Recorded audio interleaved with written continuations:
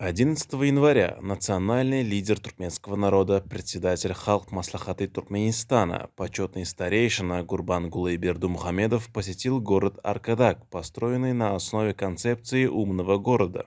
В ходе визита герой Аркадак ознакомился с проектами строительства и реконструкции объектов, провел рабочее совещание с руководителями и дал ряд указаний по улучшению качества строительства и использования современных материалов. Особое внимание было уделено строительству промышленных комплексов, жилых домов и социальных объектов. Герой Аркадак отметил важность гармоничного сочетания национальной архитектуры с передовыми технологиями, а также необходимость учета экологических аспектов.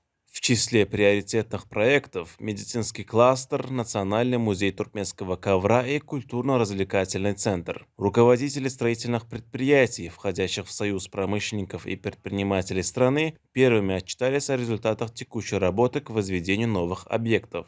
Они также выразили признательность президенту страны и герою Аркадагу за оказанное доверие участвовать в реализации проектов, которые в настоящее время реализуются в новом городе, основанном по инициативе и благодаря усилиям национального лидера туркменского народа. Герой Аркадаг подчеркнул значимость своевременного и качественного выполнения строительных задач, отметив, что проекты должны способствовать комплексному развитию города.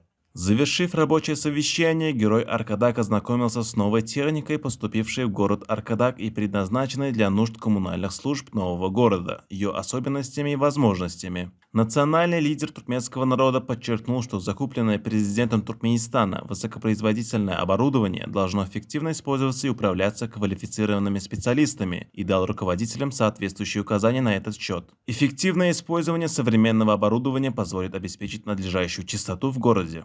Завершив визит, герой Аркадак пожелал успехов в реализации намеченных планов и отметил важность внедрения инновационных технологий в строительство.